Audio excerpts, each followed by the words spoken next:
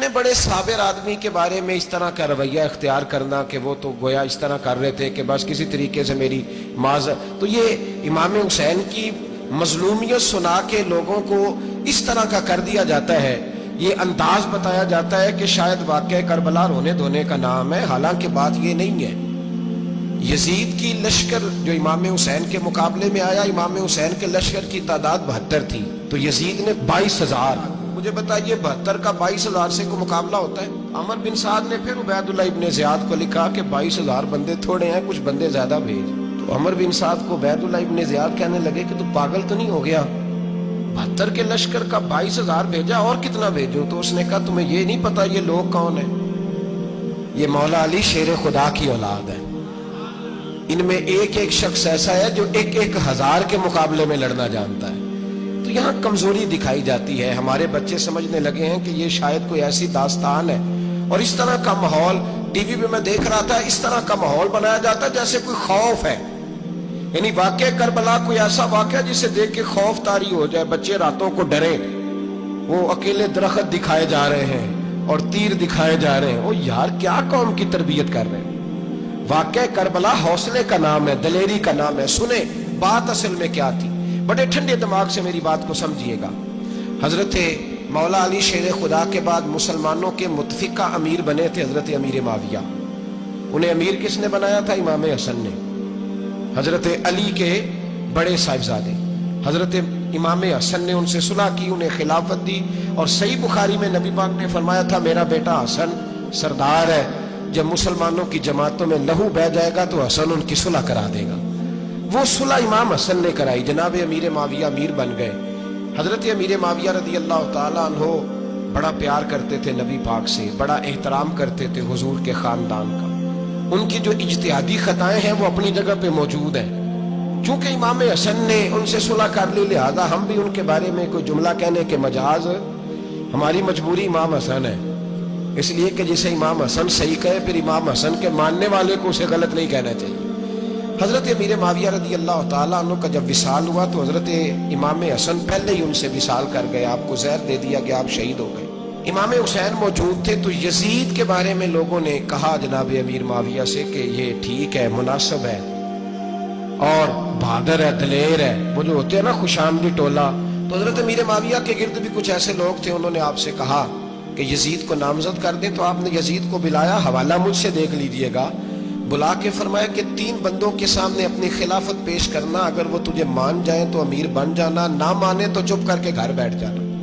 وہ 3 بندے کون ہیں؟ جناب عبداللہ ابن عباس، حضرت عبداللہ بن زبیر، اور امام حسین رضی اللہ تعالیٰ۔ یہ وصیت فرمائی جناب امیر معاویہ۔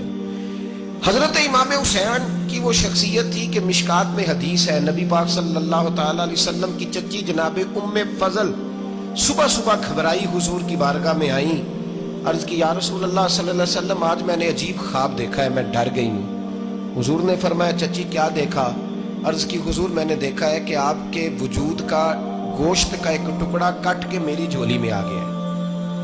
حضور یہ کیا ہے؟ تو محبوب خواب سن کے مسکرائے، فرمایا چچی یہ پریشانی والا خواب نہیں، یہ تو خوشی والا خواب ہے، اللہ فاطمہ کو بیٹا عطا کرے گا اور وہ تیری گود میں کھیلا کرے گا، چونکہ وہ میرے وجود کا ٹکڑا ہوگا، لہذا خواب تجھے یہ آئی ہے۔ تو امام حسین پیدا ہوئے، امام حسن کی عمر ابھی 11 مہینے تھی، تو نبی پاک نے امام حسین کو جناب ام فضل اپنی چچی کی گود میں دے دیا کہ فاطمہ کے لیے دونوں بچے سنبھالنا مشکل ہوگا۔ وہ خواب اس طرح پوری ہوئی۔ امام حسین سے حضور نے بڑا پیار کیا، بڑی محبت فرمائی نبی پاک سے۔ کچھ حدیثیں میں نے جمعے میں عرض کی تھیں، حضرت ابو ہریرہ رضی اللہ تعالیٰ عنہ کہتے ہیں یہ واحد بچہ تھا حضور کے گھرانے کا کہ میں نے دیکھا کہ نبی پاک صلی اللہ علیہ وسلم بیٹھے تھے تو یہ حضور سے کہہ رہے ہیں، نبی پاک سے کہ نانا جی اٹھ کے کھڑے ہو، کہتے ہیں حضور کھڑے ہو گئے، تو کہنے لگے میں نے آپ کے برابر جانا ہے۔ بچے جو مرضی ضد کر لیتے ہیں نا، قد چھوٹا تھا، عمر 7.5 سال تھی، کہنے لگے نانا میں نے برابر جانا ہے۔ تو نبی پاک صلی اللہ علیہ وسلم نے ہاتھ پکڑ لیے، فرمایا چل پھر ہو جا برابر۔ تو حضرت ابو ہریرہ کہتے ہیں انہوں نے حضور نے ہاتھ پکڑے، اوپر کھینچا تو امام حسین نے پہلے اپنے پیر حضور کے گھٹنوں پہ رکھے، پھر نبی پاک کے سینے پہ رکھے، اور جب ان کا قد سر تھوڑا سا حضور سے اونچا ہو گیا تو محبوب فرمانے لگے چل بس کر، تو نے تو کہا تھا آپ کے برابر ہونا ہے، تو اوپر نکل گیا ہے۔ चल बस कर। फरमाते हैं फिर इमाम हुसैन ने जुबान बाहर निकाली तो महबूब उनकी जुबान चूसने लगे, फिर साथ लिटा लिया और उन्हें सूंघने लगे। तो मैंने अर्ज की हुजूर आप हुसैन को सूंघते क्यों हैं? तो फरमाया अबू हुरैरा मुझे हुसैन के वजूद से जन्नत की खुशबू आती है, मुझे हुसैन के वजूद से जन्नत की। एक दिन हुजूर गुजर रहे थे, असल इस तरह था कि ये नबी पाक का हुजरा था। जिन लोगों को अल्लाह ने मदीने की जियारत कराई है वो जान सकते हैं नबी पाक का हुजरा था। तो हुजूर के हुजरे की इस जानिब यानी मस्जिद की जो बिल्कुल सीध है उसकी बैक में सैयदा फातिमा रहती। तो हुजूर अक्सर ना नमाज के लिए जब निकलते तो हजरत फातिमा के हुजरे के पास से होकर दोबारा मेहराब में जाते। महबूब हुजरे के पास से गुजरे तो इमाम हुसैन रो रहे थे। तो हजरत फातिमा ने किसी बात में झिड़क दिया तो इमाम हुसैन रोने लगे। तो नबी पाक नमाज के लिए गए तो वापस लौट आए और वापस तशरीफ लाके कहा फातिमा हुसैन को क्या हुआ? अर्ज की या रसूलल्लाह तंग कर रहे थे, मैंने डांट दिया है। क्या खूबसूरत जुमले हैं हदीस पाक में। सरकार ने फरमाया फातिमा इसको हुसैन को ना रोने न दिया कर, ये जब रोता है ना तो मेरे दिल को तकलीफ होती है। तो बीबी साहब कहती हैं ये हुक्म आया नबी पाक का मेरे ना, फिर मैंने डांटना छोड़ दिया। ये उनके फजाइल थे कम, उनकी तरबियत खुद नबी पाक ने फरमाई, खुद ड्यूटी। मैं किसी मंतक का मैं अब तो अल्लाह ताला माफ करे, पहले हम लोगों को कहते थे फलानी मजलिस में ना जाना फलानी, अब तो मुसीबत बन गई है, जाने की जरूरत नहीं, हर शय मोबाइल में आ गई। मुझे भेजते हैं कहते हैं हजरत साहब ये जरा सुनना, ये जरा सुनना। कल कराची से कुछ मेहमान आ गए तो अब बच्चों ने वो क्लिप संभाल के ये मौलवी देखो क्या कहता है। अब आयतें पढ़ी जा रही हैं कुरान पाक की, इतना टुकड़ा यहाँ से लेते हैं, इतना टुकड़ा यहाँ से लेते हैं और मिला के पता नहीं कौन सा मिक्सचर बना रहे हैं। किसी आयत का तर्जुमा नहीं, कोई वाज़े हदीस नहीं। ऐसे हुआ होगा फिर इसको इससे जोड़ ले तो क्या बनता है, इतनी जमा कर। ये कौन सा दीन है जो तोड़ मरोड़ के बयान कर रहे?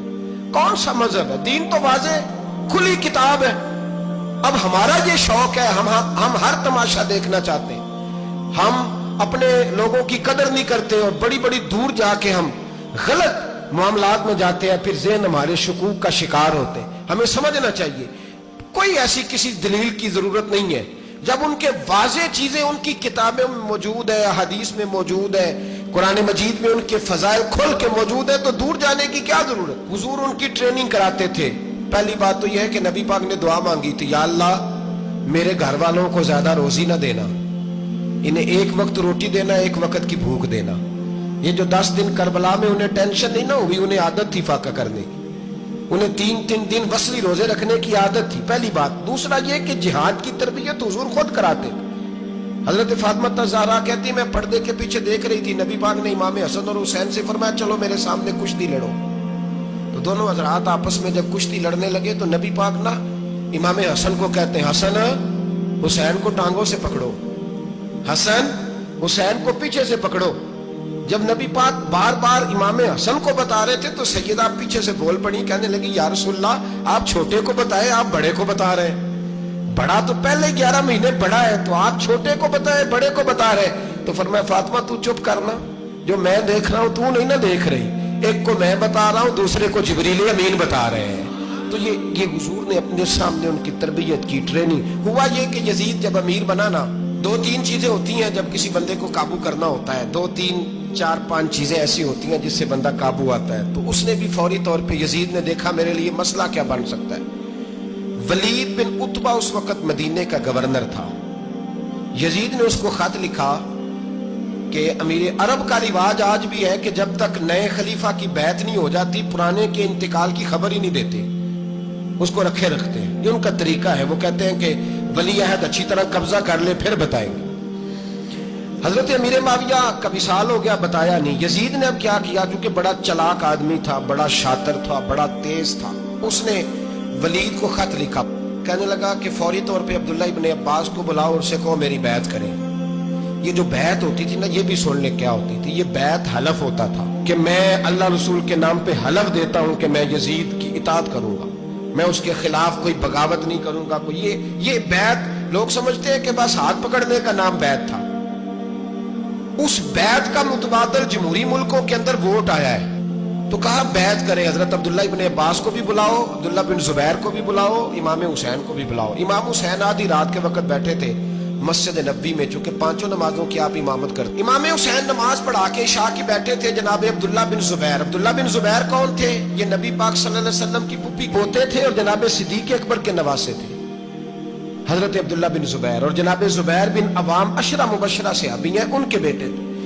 بہت زیرک آدمی تھے. یہ بھی امام حسین کے پاس بیٹھے تھے. عبداللہ ابن عباس بھی تھے جو حضور کے چچا کے بیٹے ہیں، اس امت کے پہلے مفسر ہیں قرآن پاک.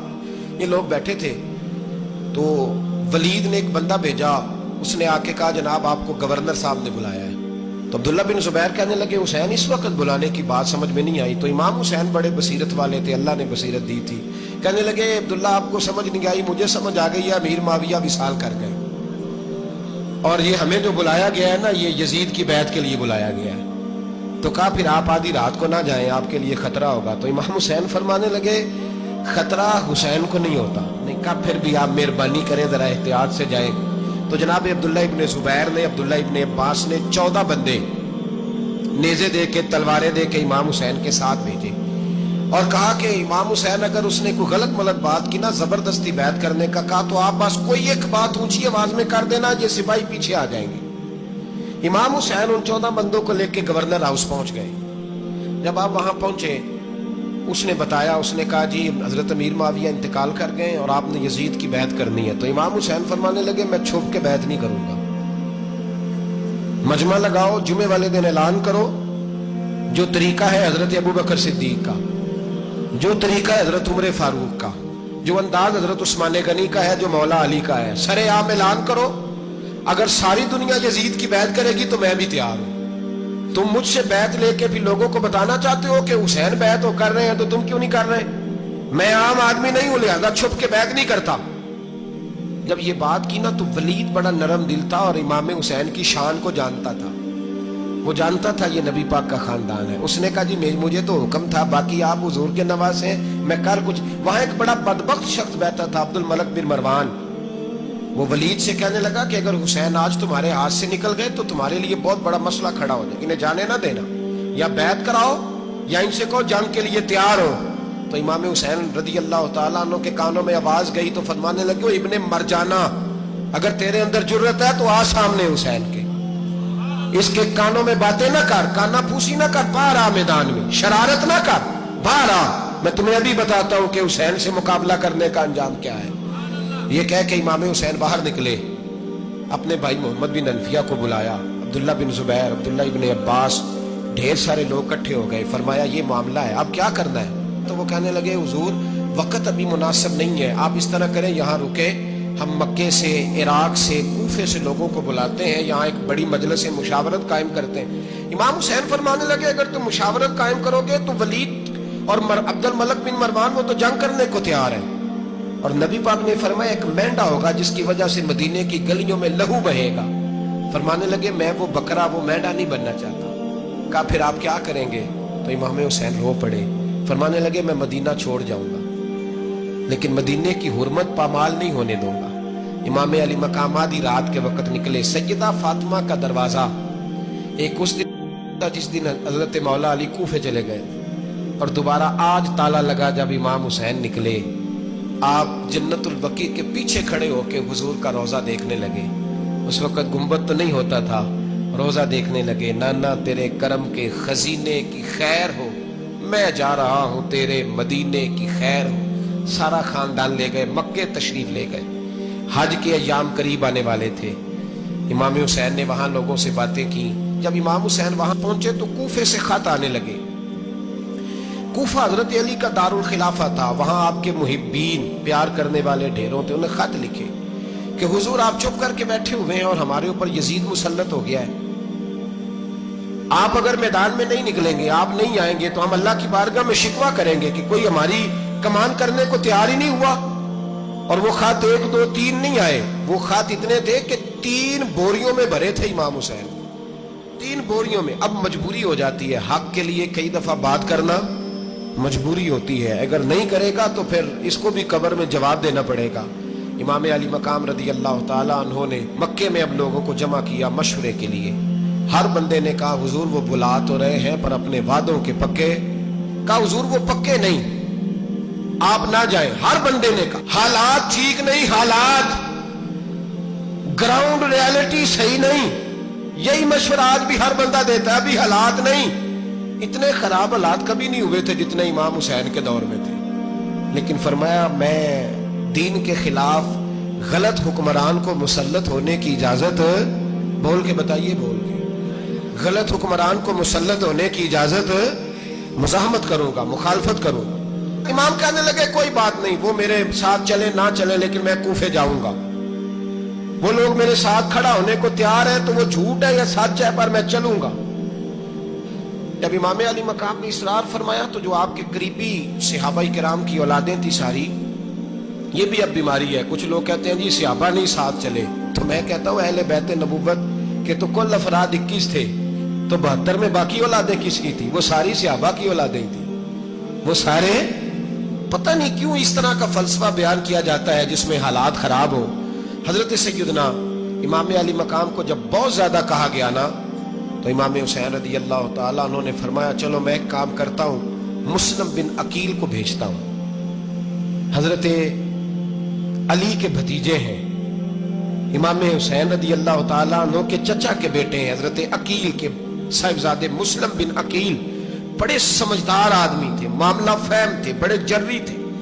اتنا زبردست مشورہ کم لوگ دیتے ہیں جتنا حضرت مسلم بن عقیل دیتے تھے. ان کو بھیجا گیا کوفے. اب اس میں بڑی تفصیل ہے, وہ اپنے 2 بچے بھی لے گئے. جب وہ کوفے پہنچے نا, تو کوفے پر جناب نعمان بن بشیر کی حکومت تھی. آپ گورنر تھے اور اہل بیت سے بڑی عقیدت رکھنے والے, نرم رویہ. عبید اللہ ابن زیاد کوفے کا گورنر نہیں تھا, یہ کسی اور علاقے کا تھا. جب آپ وہاں پہنچے تو نعمان بن بشیر نے دیکھا کہ حضرت مسلم بن عقیل آئے ہیں, تو لوگ دوڑے ان کی بیعت کرنے, بھاگے. اتنے لوگ جمع ہوئے کہ ایک دن میں 17,000 آدمی نے بیعت کر لی. کتنے بندے جی؟ 17,000 آدمی ایک دن آیا. اب وہ جو امام مسلم بن عقیل کے وہاں نعرے لگانے والے تھے, کہنے لگے حضور یہ پہلے دن کی کارکردگی ہے, 2-4 دن میں دیکھیے کیا ہوتا ہے. 2-4 دن میں کیا ہوا, 40,000 آدمی نے بیعت کر لی. اب وہ 40,000 بندہ تیار ہو گیا.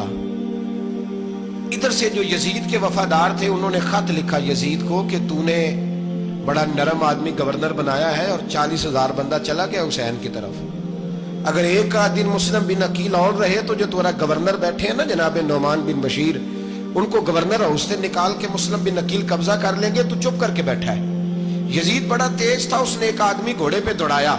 عبید اللہ ابن زیاد ایک اور علاقے کا گورنر تھا, پر بڑا ظالم سا بدماش تھا, بڑا سخت گیر آدمی تھا. اس کو کہا کہ تو پہلے ایک صوبے کا گورنر ہے, جا تجھے دوسرا صوبہ بھی دیا. اس طرح کار فوری طور پہ کوفے پہنچ اور جا کے مسلم بن عقیل کو گرفتار کر, جو آدمی ان کا ساتھ پھر بھی دے اسے قتل کر دے. اس نے کیا کیا, وہ آدھی رات کو آیا, منہ چھپایا, جبہ پہنا, لوگ سمجھے امام حسین آ گئے. بہت سارے لوگوں نے اس کے نعرے بھی لگائے. وہ چپکے سے داخل ہوا اندر, اور چپکے سے داخل ہو کے اس نے سب سے پہلا کام یہ کیا کہ نعمان بن بشیر رضی اللہ عنہ کو معزول کیا, کوفے کی گورنر ہاؤس پہ قبضہ کیا. پھر اس نے اسی وقت سوئے ہوئے سرکردہ لوگ, جس طرح ایک گاؤں کا چودھری دوسرے کا محلے میں قبیلوں کے جو لوگ تھے چودھریوں کو بلایا, کچھ کو سزائیں دی, کچھ کو سخت کہا, کچھ کو ان کے عیب گنوائے کہ وہ تمہارا فلانا مسئلہ پھر خراب کر دوں گا, بلیک میل کیا. صبح ہونے تک حالات اگر تم نے میرے قابو میں نہ کیے تو یاد رکھنا بڑا مشکل ہوتا ہے حق پہ کھڑا ہونا. بڑی چیزیں لوگوں کو یاد آتی ہیں, اللہ جانتا ہے. پہلے کچھ ہوتا ہے, بعد میں معاملہ کچھ ہوتا ہے. حضرت مسلم بن عقیل کے ساتھ جس دن عبید اللہ ابن زیاد آیا 40,000 کا لشکر تھا. اگلے دن صبح ہوئی, اگلے دن تو یہ حال ہو گیا کہ آپ جب کوفے کی جامع مسجد میں زور کی نماز کے لیے گئے تو 5-7 ہزار آدمی نماز پڑھنے آیا, اور جب مغرب کا وقت آیا تو لوگوں نے چند ہزار لوگ رہ گئے, نماز کی نیت باندھی. توجہ کرنا میری بات پہ, ایک مسئلہ بھی سمجھ میں آئے گا. لوگوں نے نماز کی نیت باندھی تو حضرت مسلم بن عقیل امامت کر رہے ہیں, ہاتھ باندھے ہوئے, تو بہت سارے لوگوں نے پیچھے ہاتھ چھوڑ دیے. ایک بندے نے دوسرے سے پوچھا وہ ہاتھ کیوں نہیں باندھتے؟ کہنے لگے اگر عبید اللہ ابن زیاد کے کسی بندے نے دیکھ لیا نا تو ہم اسے کہیں گے ہم تو نماز پڑھ ہی نہیں رہے تھے, ویسے ہی کھڑے تھے, ہاتھ ہی نہیں باندھے سرے سے. جب نماز کی امامت باندھی تو 10-11 صفیں تھیں. جب مسلم بن عقیل رضی اللہ تعالیٰ عنہ نے سلام پھیرا تو پیچھے بندہ ہی کوئی نہیں تھا. حضرت مسلم بن عقیل کو گرفتار کیا گیا. عرب کا رواج تھا دشمن کو سخت سزا دیں تاکہ باعث عبرت بنے. بہت اونچا مینار تھا کوفے کا، گورنر ہاؤس کا، اوپر لے جا کے جناب مسلم بن عقیل کو زمین پہ گرایا گیا. اور جب وہ شہید ہو گئے تو شہید ہونے سے ایک رات پہلے وہ خط لکھ چکے تھے امام حسین کو کہ آپ آ جائیں، حالات بڑے اچھے. خط ملا تو امام حسین مکے سے کوفے کی جانب چل پڑے. امام علی مقام رضی اللہ تعالیٰ عنہ جب چل پڑے تشریف لا رہے تھے تو رستے میں فرزق شاعر ملا، بڑا محب اہل بیت تھا. رستے میں ملاقات ہوئی. اللہ اکبر. حضرت مسلم بن عقیل جب گرایا شہید ہو گئے تو پھر اس نے اس طرح کیا کہ آپ کی لاش کو لٹکا دیا چوک میں. لوگ دیکھتے تھے تو عورتیں بچوں کہتی تھی تو نے باہر نہیں نکلنا، ہم نے نہیں امام حسین کے ساتھ چلنا، بس بڑا خوف ہے، کوئی بندہ نہ باہر نکل، کوئی نہیں ضرورت ہمیں، حالات بہتر ہوگی تو دیکھی جائے. آج کتنے لوگ ہیں، کتنی دیگیں پکی، کتنی نیازیں بٹی، کیا کچھ ہوا. آپ ناراض نہ ہونا، میں آپ میں سے ہوں، آپ مجھ سے ہیں، یہ بات آپ کی نہیں میری سب کی ہے. آج بھی اگر امام حسین کے نام پہ جان دینے کی باری آئے گی تو دیگیں ہی رہ جائیں گی.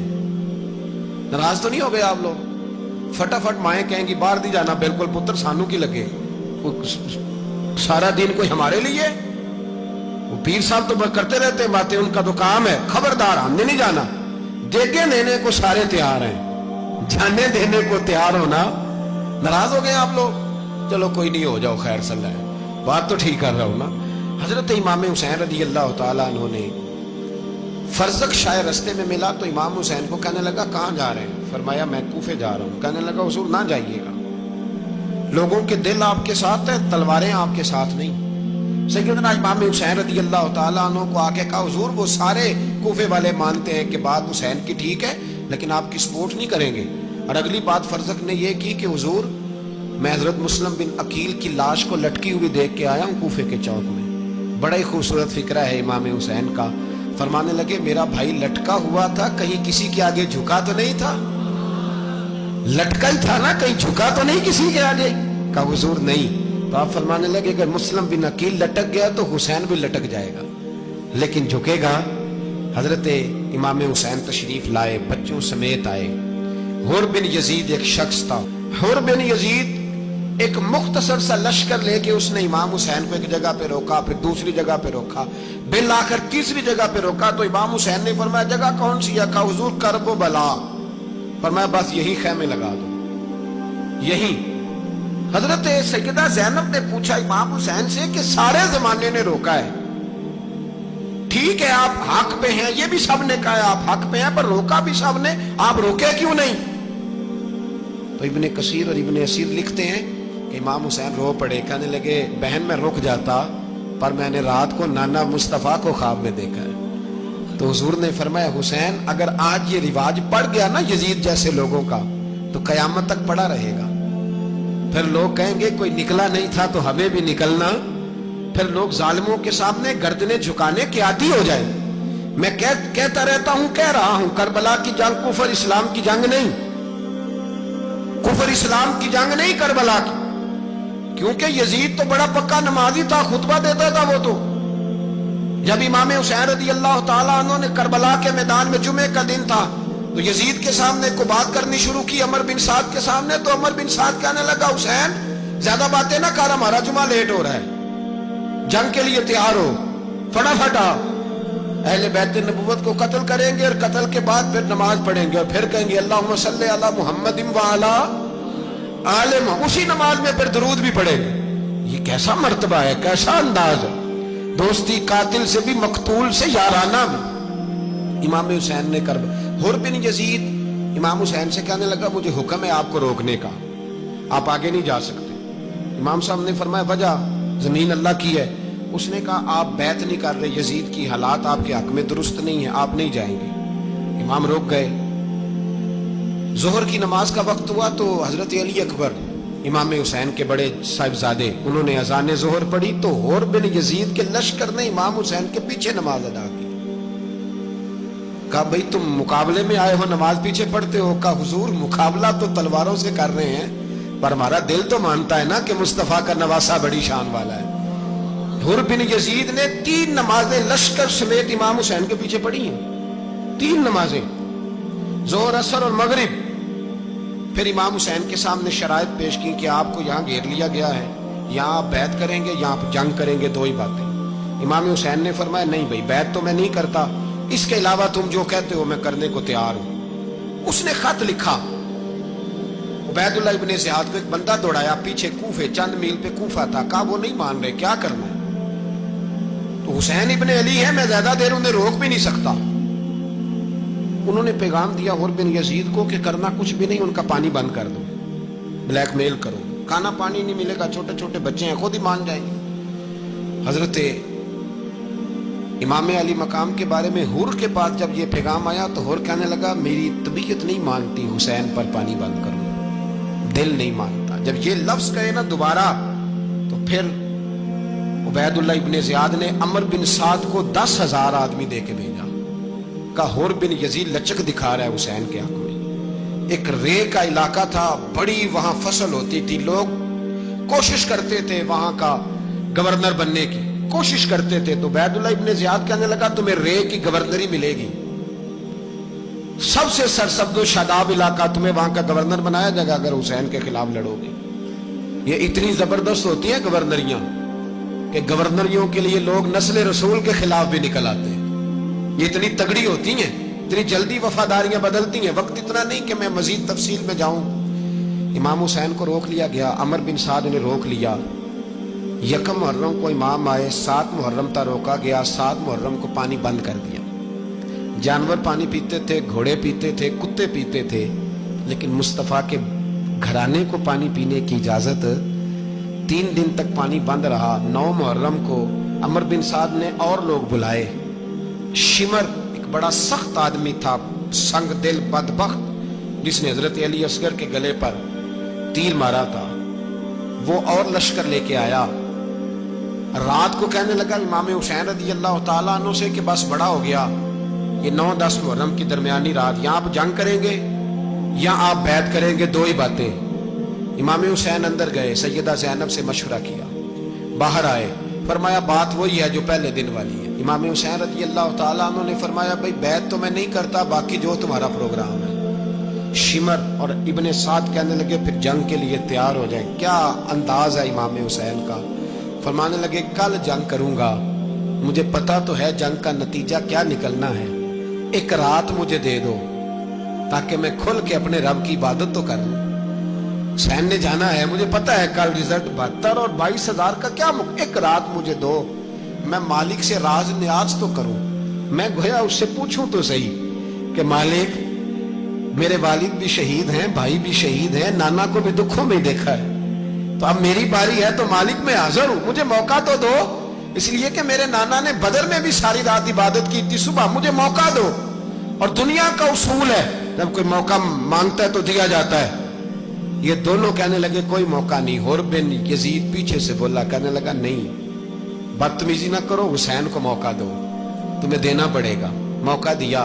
حر بن یزید نے پھر منت کی، کہا حضور آپ مہربانی کرے مان جائیں۔ فرمایا ماننے والا کھاتا کوئی نہیں، یہ بڑا مشکل کام ہے بھائی، ضمیر کا سودا اب تو عام ہو گیا، بازار لگتے ہیں، ریٹ لگتے ہیں، اپنی اپنی چاہتوں پہ لوگوں نے اپنے اپنے انداز سجائے ہوئے۔ کوئی آدمی بس اچھے طریقے سے نام لے لے تو بس ہم اس کے پیچھے چل جاتے ہیں، اب تو عام ہو گیا یہ معاملہ۔ امام حسین نے فرمایا ہو ہی نہیں سکتا، ممکن ہی نہیں ہے۔ ساری رات عبادت میں گزری، ریاضت میں گزری، تہجد کا وقت ہوا تو گھر والوں کو بلایا، فرمایا دیکھنا تمہاری سی کی آواز نہ باہر آئے، خبردار سی کی آواز نہ آئے۔ اور امام زین العابدین سے فرمایا تو بیمار ہے، تو جہاد نہیں کرے گا، لیکن خیال رکھنا پیچھے۔ اور بڑی قیمتی بات بتا رہا ہوں، ہماری بیویاں کسی کے گھر میت ہو جائے تو 4 دن بخار نہیں اترتا۔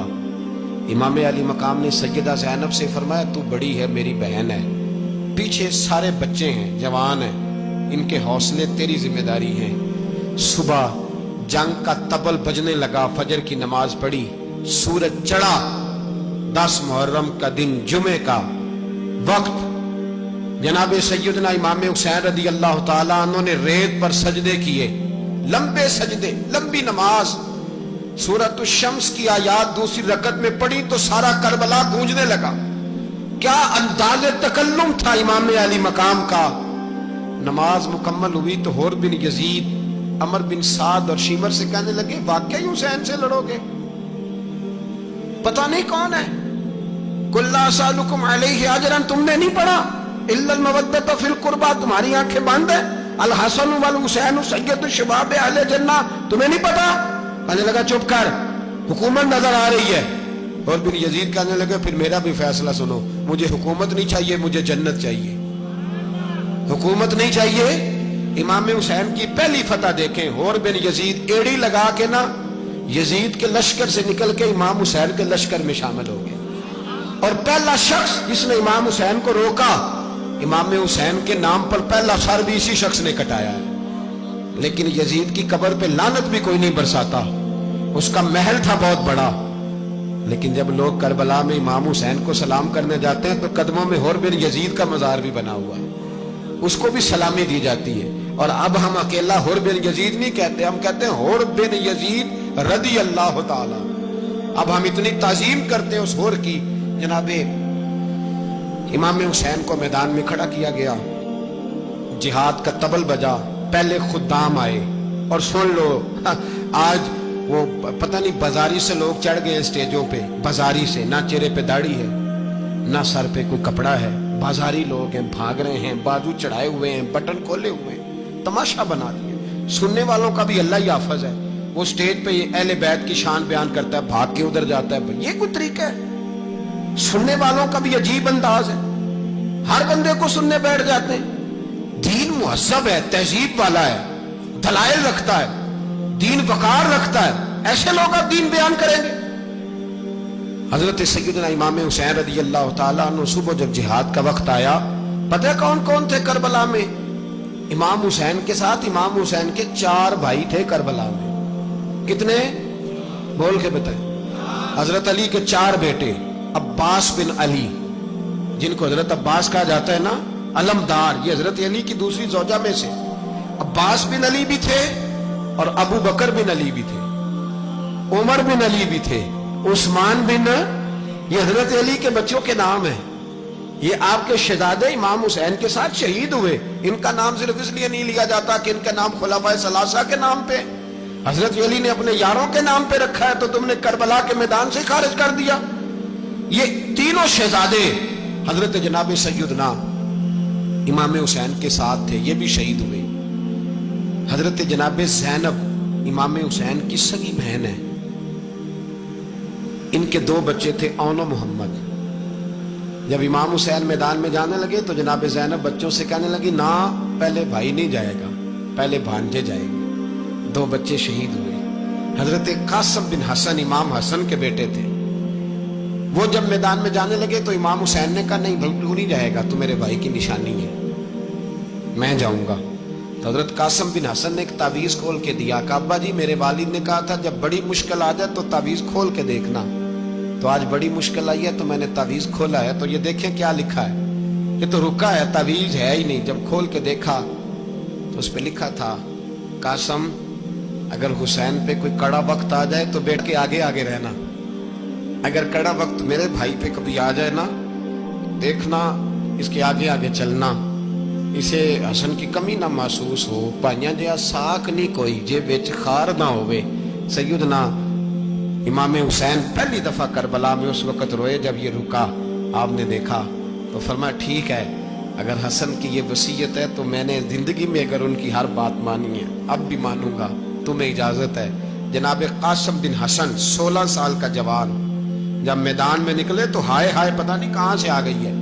इमाम कासिम बिन हसन जब मैदान में निकले तो तबरी से लेकर अल्लामा अबुल हसनात साहब सबको पढ़ के तो देखो, 3 दिन की प्यास है, शदीद आजमाइश है, दुख है, तकलीफें हैं, फिर भी पहली दफा जब मैदान में गए हैं, वापस आए हैं, 19 लोगों को कत्ल करके वापस आए। सुनाओ किस्सा खैबर को, तमामी अपने बच्चों को। अली की दास्तां सुन के दिलों से डर निकलता है।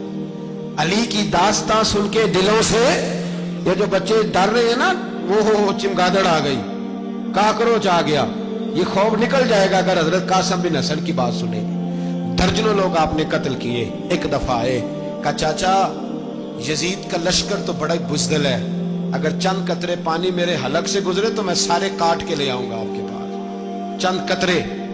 लेकिन थोड़ी देर गुजरी, अमर बिन साद कहने लगा अकेले अकेले जाओगे तो अली का पोता है, ये सबको मार देगा, इकट्ठे जाओ। चारों जानब से तीर बरसे, एक तीर लगा आके गर्दन के पीछे, बस जनाबे सैयदना कासिम बिन हसन घोड़े से नीचे गिरे। तो जनाबे ज़ैनब हौसला करके आंसू समेट के कहने लगी मैं देख रही हूं पर्दे के पीछे से हुसैन मेरे भाई का बेटा गिर गया है, जा उसे उठा के ला। हजरत इमाम हुसैन उनको उठा के लाए तो इमाम हुसैन ने सीने से लगाया हुआ था तो उनके पैर, उनका कद लगता था इमाम हुसैन से ज्यादा है। उठा के लाया, लिटा दिया गया। इमाम हुसैन के अपने बड़े बेटे मैदान में निकलने को, अली अकबर नाम है, जब जिन लोगों ने हुजूर को नहीं देखा था वो जब कहते ना हमने नबी पाक का दीदार नहीं किया तो बताओ किस तरह के थे, तो बताया जाता था कि जनाब अली अकबर का दीदार करो, हम शबीह मुस्तफ़ा। और जब वो गलियों में निकलते थे तो औरतें छतों पे चढ़ जाती। जनाब अली अकबर रदी अल्लाह ताला अन्हु तलवार लेके मैदान में निकले, जवान बेटे देने बड़े मुश्किल। ओ यारो रट्टा क्या है ये तो बताओ कि जालिम आदमी हुक्मरान है, यार ये रट्टा है, एक जालिम का रास्ता रोकना है, इस रट्टे के लिए हम शबीह मुस्तफा जनाब सैयदना इमाम अली अकबर मैदान में निकले, बड़े लोग मारे, बड़े। फिर एक तीर उनके भी गले में लगा और जब वो गिरे ना जमीन पे तो हजरत इमाम हुसैन दौड़ के आए, दौड़ के, और जब तशरीफ लाए तो उनके गले से तीर खींचा तो एक जुमला लिखा है साहिब तबरी ने, उसने हद कर दी। कहने लगे तीर खींचा तो इमाम हुसैन की आंखों में आंसू आए, कहने लगे काश जनाब इब्राहिम आज मेरे सामने होते तो मैं उन्हें कहता कि आपने तो बेटा ज़िबा करते वक्त आंखों पे पट्टी बांधी थी, देखो मैं खुली आंखों से बच्चे ज़िबा करना, खुली आंखों। काश जनाब इब्राहिम खलील होते तो उन्हें कहता। जनाब अली अकबर भी शहीद हुए। हजरत अली असगर को तो अचानक उठाया था इमाम हुसैन, बाहर निकले तो गर्दन पे तीर लगा तो 6 महीने का बच्चा वो भी शहीद हुआ। खून उछाला आसमान की तरफ तो कहा मौला देख ले, मैंने 6 महीने वाला भी नहीं बचाया, वो भी दे दिया है। फिर हजरत अब्बास को बेटियों ने कहा कि अब ना, कुछ कहते हैं पहले शहीद हुए, कुछ ने लिखा बाद में, अब हमसे पानी के बगैर नहीं रहा जाता। तो जनाब अब्बास पानी का मशकीज़ा लेके निकले बाहर, एक हाथ कटा, दूसरे पे मशकीज़ा वो भी कटा, फिर पानी तो भर लिया था, ला ना सके, फिर गर्दन कटी तो शहीद हुए।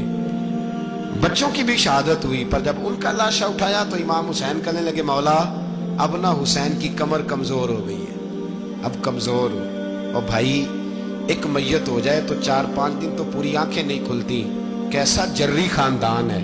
थोड़ी देर गुजरी तो इमाम अली मकाम ने पटका बांधा, सर पे दस्तार बांधी, मौला अली की तलवार पकड़ी, नबी पाक का इमामा बांधा और घोड़े पे सवार हुए तो कहने लगे ज़ैनब घर तेरे हवाले और मैं अल्लाह के हवाले, घर तेरे हवाले और मैं। और फिर इमाम हुसैन निकले, इमाम अली मकाम निकले। रावी कहते हैं कि ये जलवा पहले भी बड़े सोने थे, पर आज जो रंग देखा वो कभी नहीं देखा।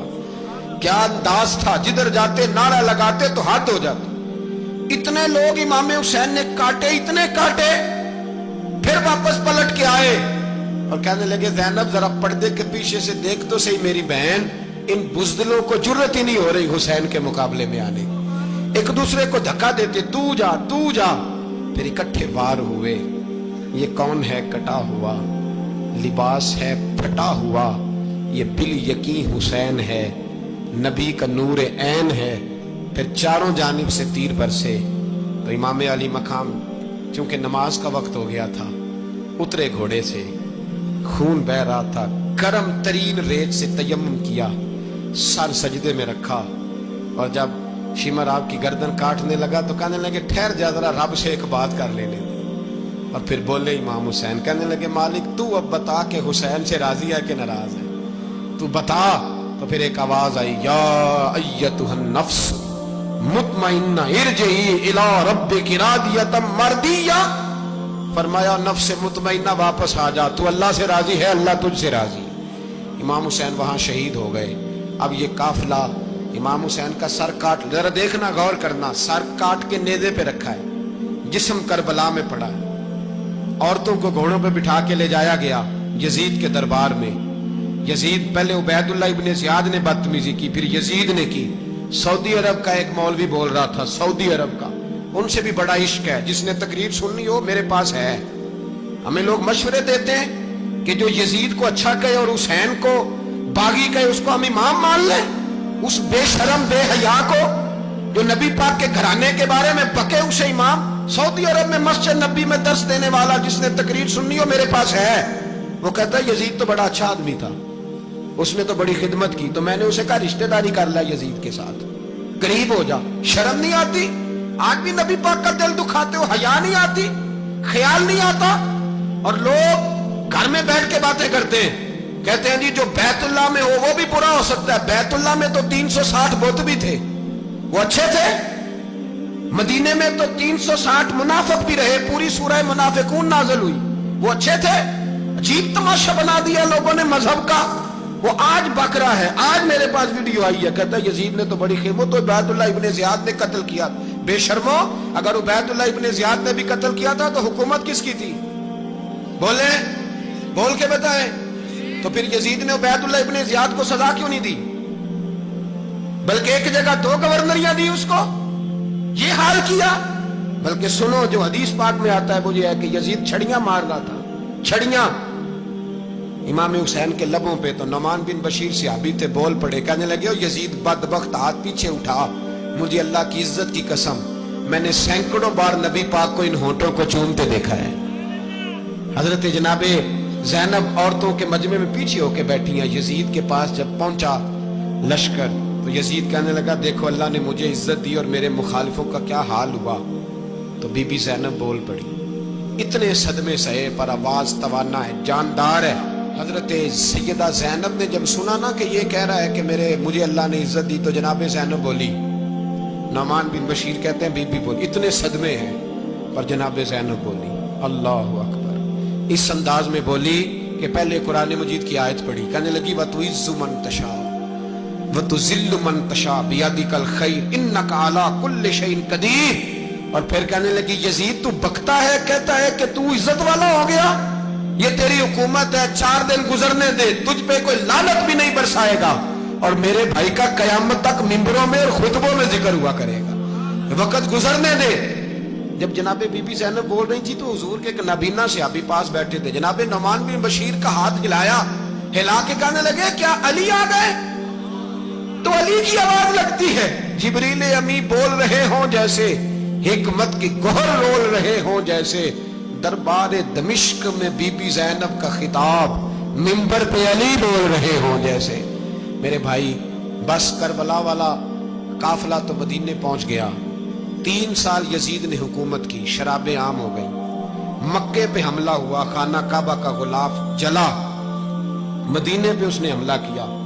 3 दिन मस्जिद नबवी में उसने घोड़े बांधे, मस्जिद नबवी में सहाबा को निकाल के अपना उसने इमाम मुकर्रर किया, लेकिन फिर उम्मत ने उसे कबूल न किया, फिर वो रुसवा हुआ और आज तक वो रुसवा है। लेकिन इमाम हुसैन का नाम कल भी जिंदा था और आज भी